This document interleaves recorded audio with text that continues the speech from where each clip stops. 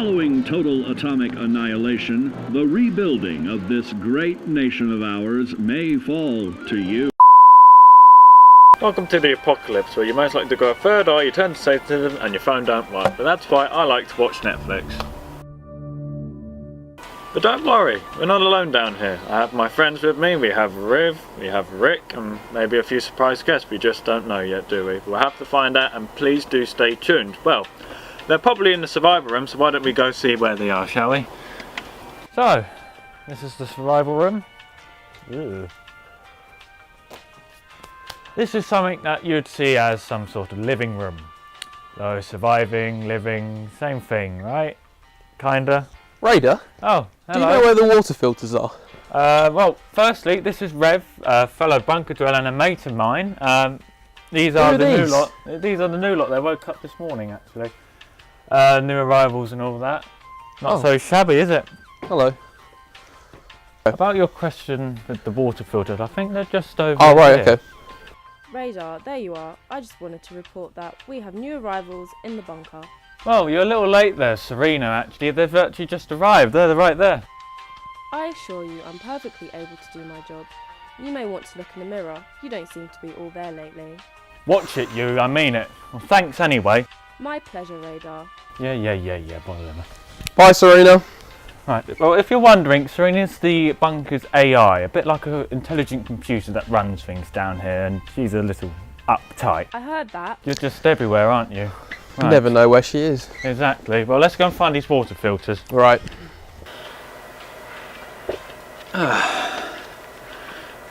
Rick spent a lot of time by that entrance. Well, I can't blame him. He probably misses the old world. Well, we all do. But it's not the same as it used to be. Not since the bombs dropped. Now there's a lot of monsters out there. Speaking of monsters, actually, I actually caught Rev on the camera. He was recording a story about a monster. Maybe we should take a look. I'll just send a transmission now. Beep boop boop bop. Boop boop beep bop. We now return to your regular programming.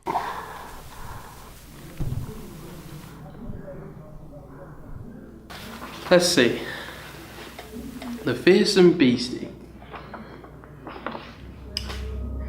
On a dark and snowy winter's night, when folk switch off the bedroom light, from far away a ghastly noise wakes up sleeping girls and boys. A fearsome beastie with sharp claws has left its cave with dripping jaws. The girls and boys start to quiver. The thought of beastie makes them shiver. Over hills, through fields and streams, below the moon that shines and gleams, beastie travels all the night, arriving just before dawn's light. The children hide beneath the stairs, behind the drapes and under chairs. Shh, says one, don't make a sound. If you do, we will be found. But it's too late. Along the street the beastie seeks a special treat.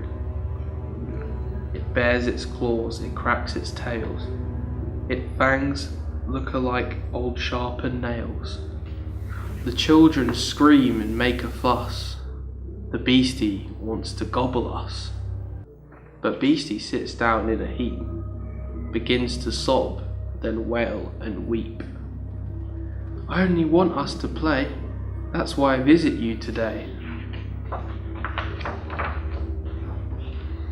On hearing this, the kids felt bad.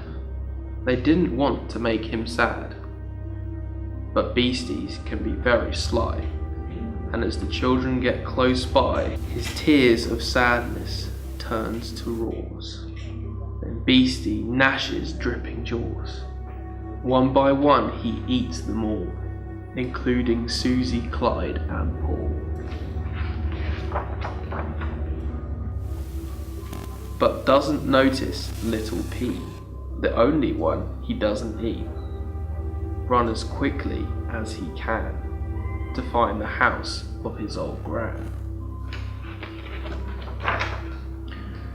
She owns a giant woodman's axe. Chopping wood helps her relax. He tells old Gran what Beastie did. She says, "You are a clever kid." They run as quickly as they can, for dear old Gran has hatched a plan. Still sitting there upon the street is Beastie wanting extra meat. But Gran yells out, "Just you stop!" Then lifts the axe and with a chop, she cuts the Beastie right in two and says, "Let's make a beastie stew." Before she puts him in the pot, here comes the best bit of the plot. All the little girls and boys, holding their most favourite toys, come running out of Beastie's tummy, each one crying for their mummy.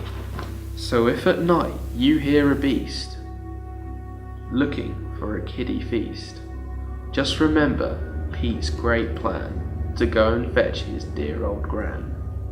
For beasties who play tricks on you will end up as a beastie stew.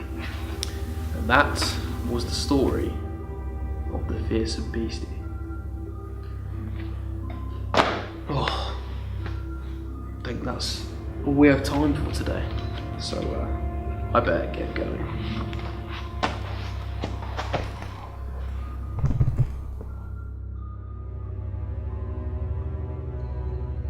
Good, eh? He has a talent for it, I know. Bloody hell was it? Oh my god! Scratch! It's only you. What are you doing down there? Oh, sorry, Raider. I was just looking for my Skittles. I dropped them earlier. They should be here somewhere. Oh, well, don't go anywhere. You just stay there. This is Scratch, by the way. He's a friend, a pet.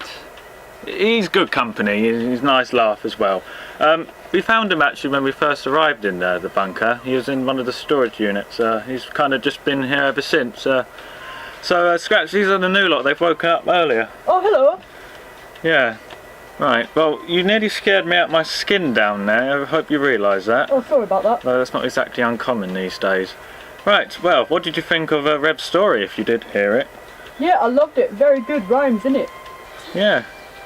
Great. Well, let's just hope Rev has found Rick.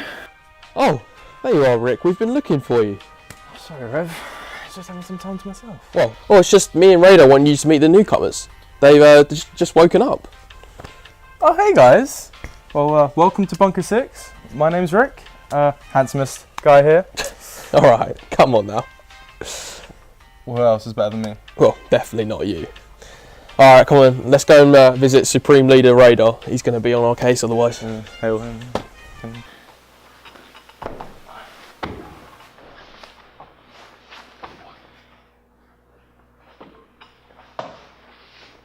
I think he's in here.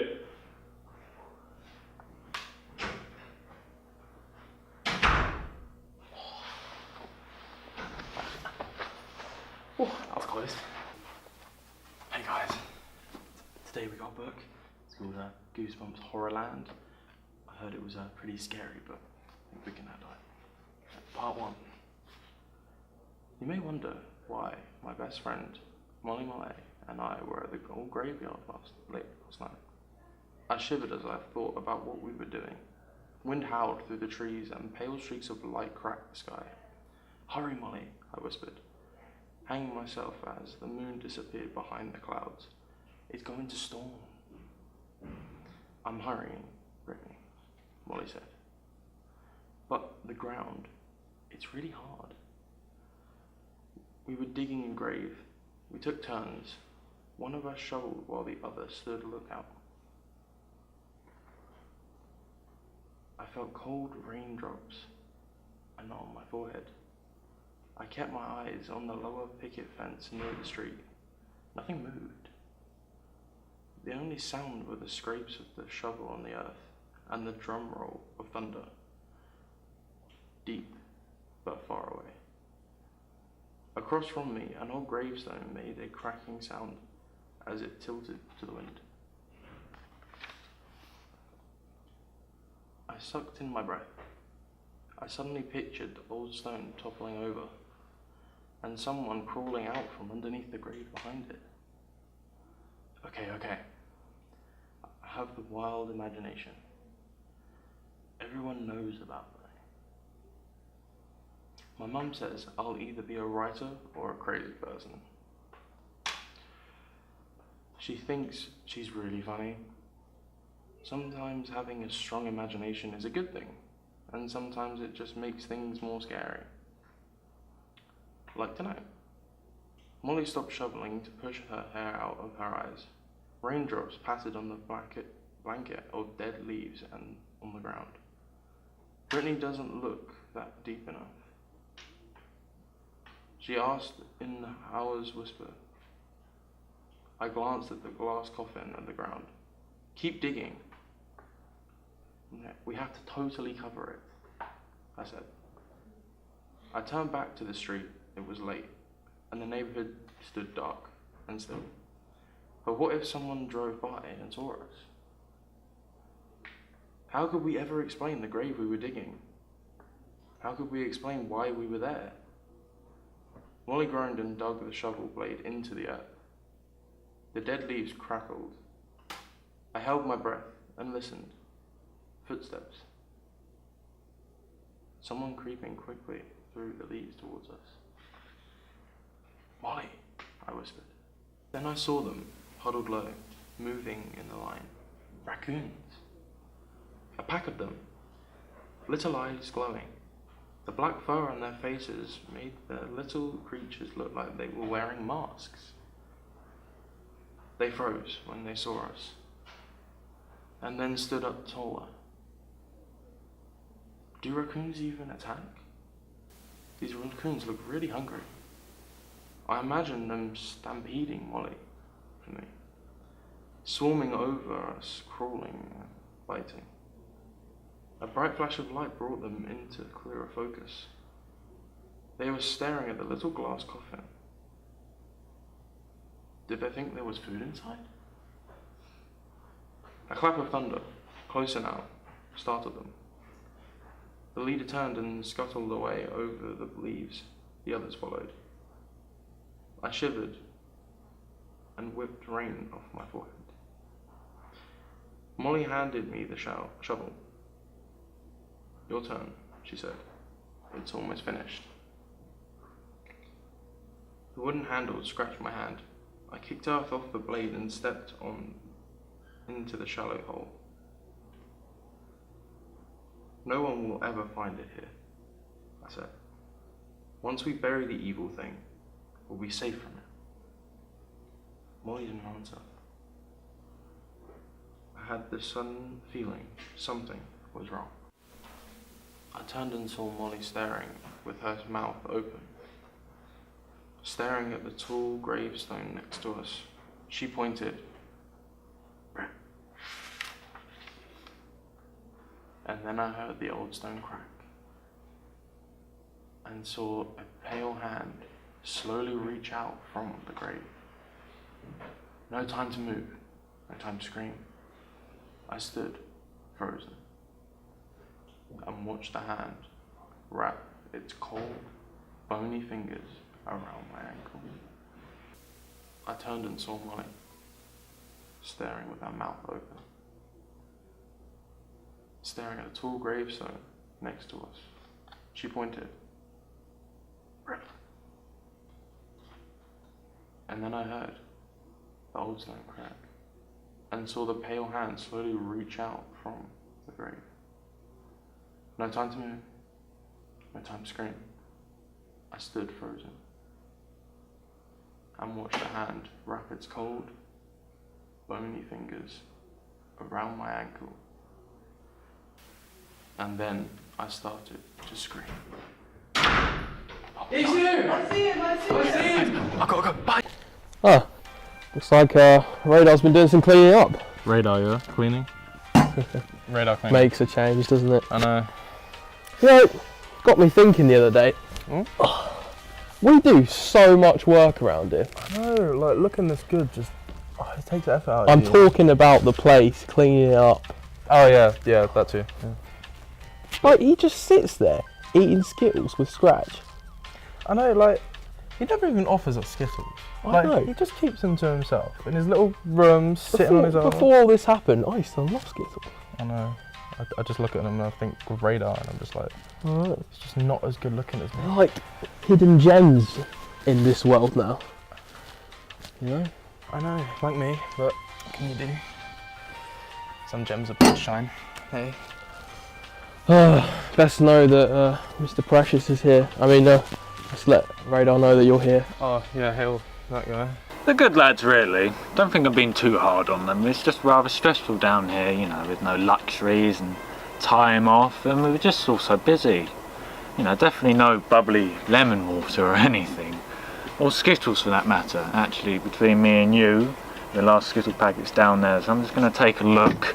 Keep this between us, okay? Bee boo boo bop. Raider, the transition machine is shouting! Not bee boo boo Could you bee. answer that for me, please, Scratch?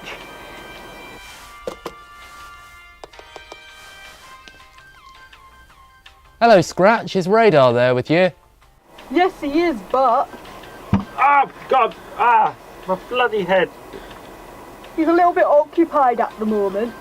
Can you tell him I fixed that unpleasant leak in the bathroom? Sure. Oh, do you remember that time where Radar tripped over that spanner? Absolute moron. What a moron. Oh, no. Oh. Oh, hey, guys. Oh. Catch us just lanes about. Don't tell Radar. Alright, this is Simon. Don't know if you've met. He's really great at fixing stuff. Let me tell Really you. good. Like, really good at fixing Really great. stuff. And just look at him. Mechanic to the stars. And, Lights.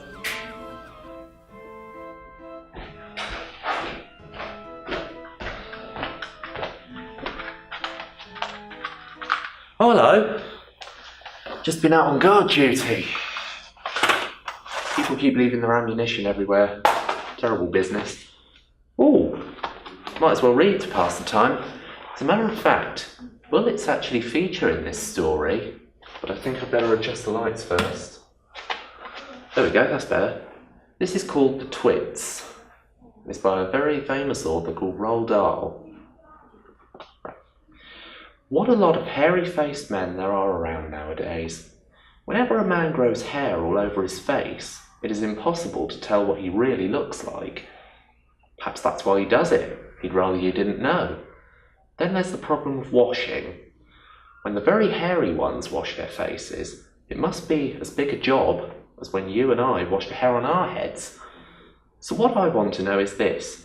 How often do all these hairy-faced men wash their faces? Is it once a week, like us on Sunday nights? And do they shampoo it? Do they use a hairdryer? Do they rub hair tonic in to stop their faces from going bald? Do they go to a barber to have their hairy faces cut and trimmed? Or do they do it themselves in front of the bathroom mirror with nail scissors? I don't know. The next time you see a man with a hairy face, which will probably be as soon as you step out onto the street, maybe you will look at him more closely and start wondering about some of these things. Mr. Twit was one of these very hairy-faced men. The whole of his face, except for his forehead, his eyes and his nose, was covered with thick hair. The stuff even sprouted in revolting tufts out of his nostrils and ear holes. Mr. Twit felt that this hairiness made him look terrifically wise and grand, when in truth he was neither of these things. Mr. Twit was a twit. He was born a twit, and now at the age of 60, he was a bigger twit than ever.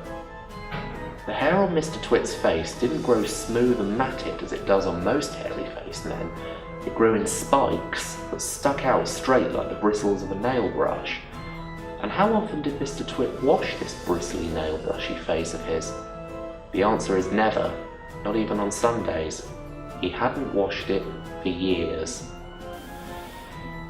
As you know, an ordinary unhairy face like yours or mine simply gets a bit smudgy if it is not washed often enough. There's nothing so awful about that. But a hairy face is a very different matter. Things cling to hairs, especially food. Things like gravy go right in among the hairs and stay there. You and I can wipe our smooth faces with a flannel and we'd quickly look more or less alright again. But a hairy man cannot do that. We can also, if we're careful, eat our meals without spreading food all over our faces. but not so the hairy man.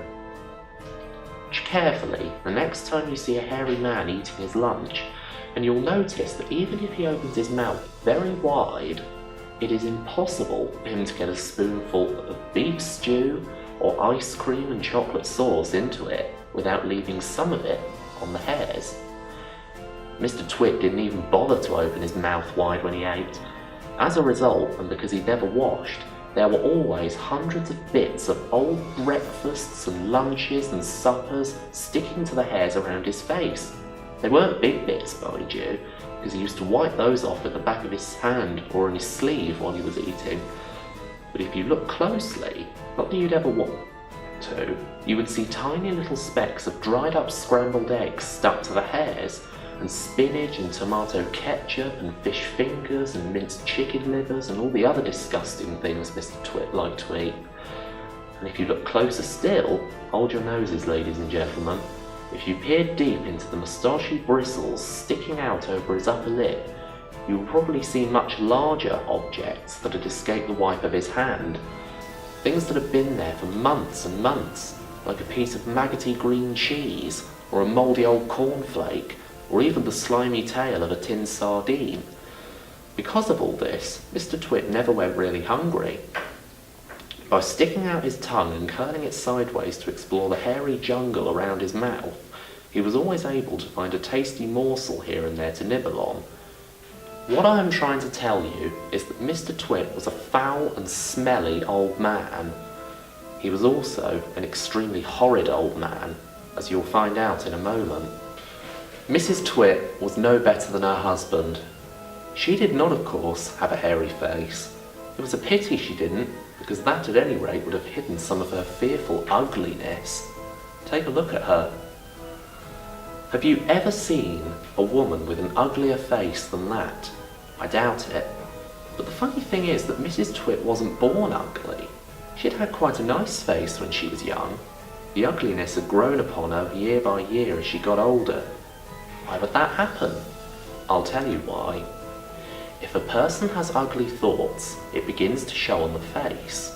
And when that person has ugly thoughts every day, every week, every year, the face gets uglier and uglier until it gets so ugly you can hardly bear to look at it. A person who has good thoughts cannot ever be ugly. You can have a wonky nose and a crooked mouth and a double chin and stick out teeth. But if you have good thoughts, they will shine out of your face like sunbeams, and you'll always look lovely. Nothing shone out of Mrs. Twit's face. In her right hand she carried a walking stick. She used to tell people that this was because she had warts growing on the sole of her left foot and walking was painful. But the real reason she carried a stick was so that she could hit things with it. Things like dogs and cats and small children. And then there was the glass eye. Mrs. Twit had a glass eye that was always looking the other way. You can play a lot of tricks with a glass eye because you can take it out and pop it back in again anytime you like. You can bet your life Mrs. Twit knew all the tricks. One morning she took out her glass eye and dropped it into Mr. Twit's mug of beer when he wasn't looking. Mr. Twit sat there drinking the beer slowly. The froth made a white ring on the hairs around his mouth. He wiped the white froth onto his sleeve and wiped his sleeve on his trousers. "You're plotting something," Mrs. Twit said, keeping her back turned so that he wouldn't see that she had taken out her glass eye. "Whenever you go all quiet like that, I know very well you're plotting something." Mrs. Twit was right. Mr. Twit was plotting away like mad. He was trying to think up a really nasty trick he could play on his wife that day. "You better be careful," Mrs. Twit said, "because when I see you starting to plot, I watch you like a wombat." "Oh, do shut up, you old hag," Mr. Twit said. He went on drinking his beer, and his evil mind kept working away on the latest horrid trick he was going to play on the old woman. Suddenly, as Mr. Twit tipped the last drop of beer down his throat, he caught sight of Mrs. Twit's awful glass eye staring up at him from the bottom of the mug. It made him jump. "I told you I was watching you," cackled Mrs. Twit. "I've got eyes everywhere, so you better be careful." Oh no. This sounds like an emergency. I better get back out on duty. I'll see you soon.